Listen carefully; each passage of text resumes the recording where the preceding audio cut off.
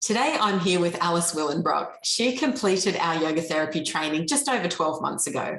Alice is a yoga therapist and a personal trainer, and she has qualifications in exercise science and nutrition, as well as yoga therapy. Alice lives in the Sutherland Shire, south of Sydney CBD, which is generally considered a middle-class part of Sydney.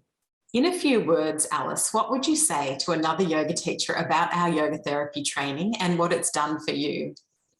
The yoga therapy training was amazing on so many levels. It really deepened the way I work with my clients. It's not about stringing poses together in a yoga class anymore, but much more about touching the client on a deeper level that is really beneficial to them and their experience. I can also target the sessions much more precisely on the client's needs and their well-being outcomes that they want to achieve. When you're doing a yoga class, it's usually quite general how you work with your clients. And yes, they do get a benefit, but it really deepens once you do the yoga therapy training and can really target the sessions more precisely. What were the best things about the yoga therapy training course? It is definitely the quality of teaching and the teachers that were involved in delivering the course, the practical component and the theory, they were in great balance to each other. So you learn something in theory and then you were able to put it into practice straight away.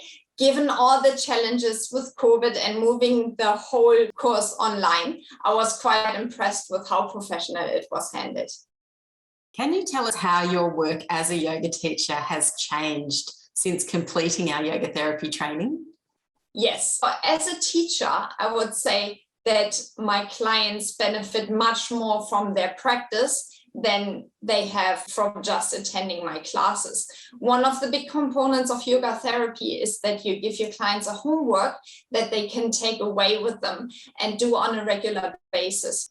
The benefits of yoga are not just felt during the class, but long after the class has finished or the session has finished. And it's something that they can keep on doing for life.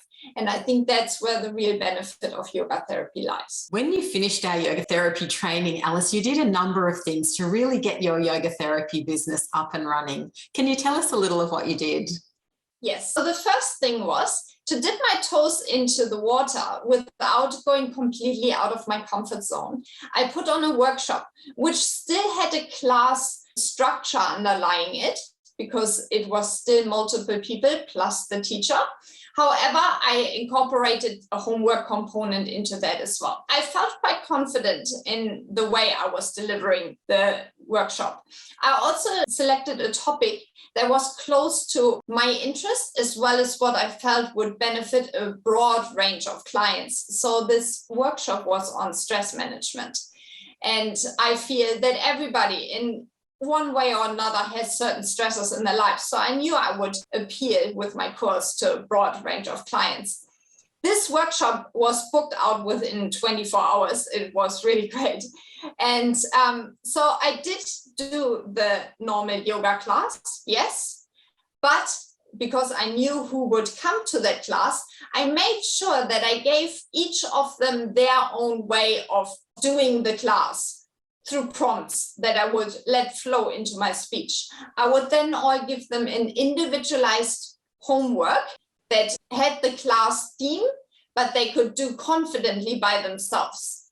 And then the next time that we saw each other, we would do the practice again, each on their own, but together in a group. So this workshop went over 3 Sundays, and they all said they took something away from it that would stay with them for life.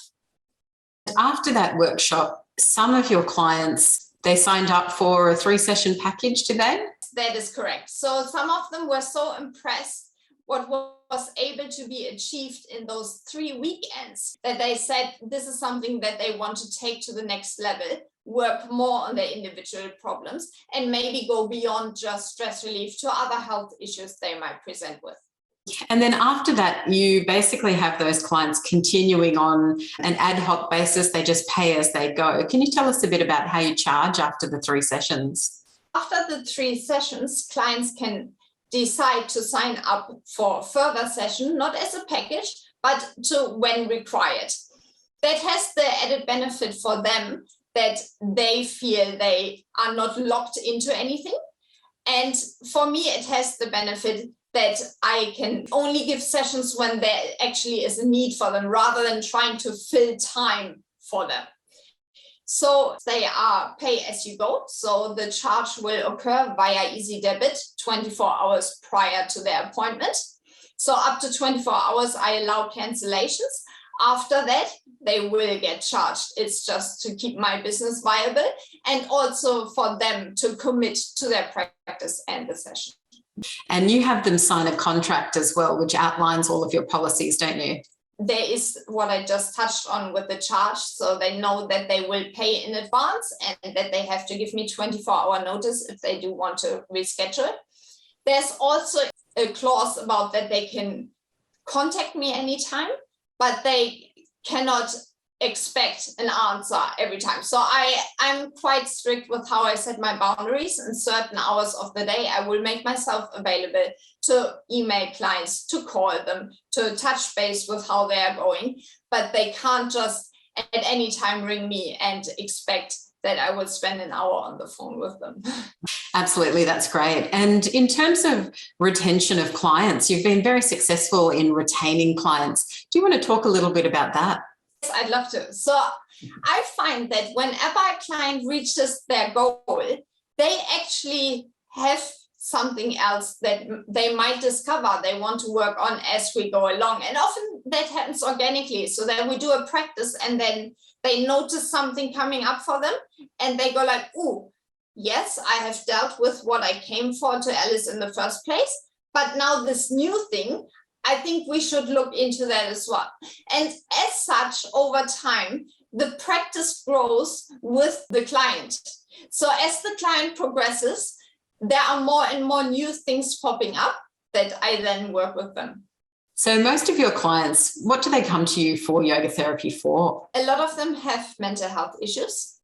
A lot of them have stress in their life, whether that's work, whether that's family, or whether that is just from within themselves.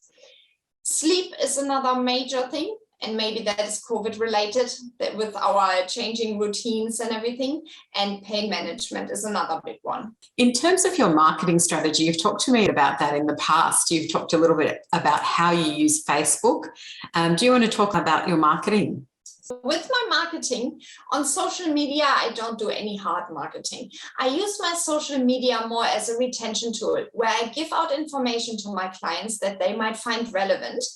And then from that, they pick their cherries, and it's not about marketing, but sometimes something might pop up to them that is really relevant and they might go, "Oh, I know someone who has exact that same problem," and they share whatever you post on Facebook, and that spreads awareness. And the more awareness there is around the community, the more likely people are going to work with you.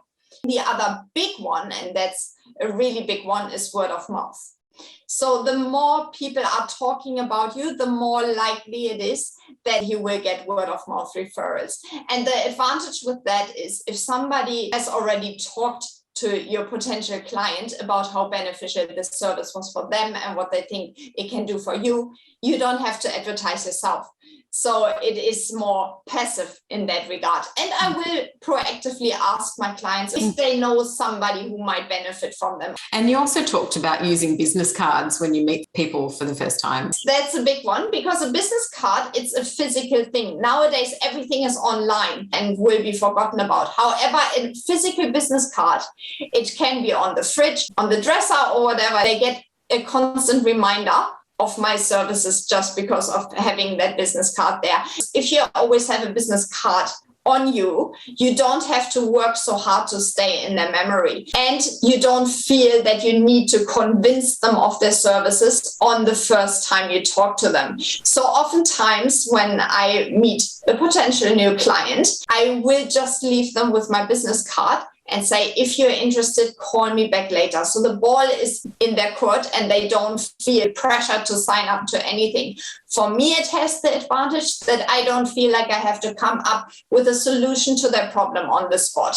But I can take a step back, research a little bit more about their condition and what the current knowledge on that topic is out there, before meeting back up with them. And then I have a much higher chance of conversion than when they are busy thinking about the doctor's appointment coming up or talking to the next person at the party. Exactly. That's fantastic. And at the moment, you're running most of your workshops and your one-to-ones from a particular location. Can you tell us a bit about that? So it's the Sports Medicine Institute in Miranda, and lots of specialists come together. So we've got physios, sports medicine, podiatrists, we've got psychologists, nutritionists. So we've got a vast range of therapists, so we can really help the client on a holistic level.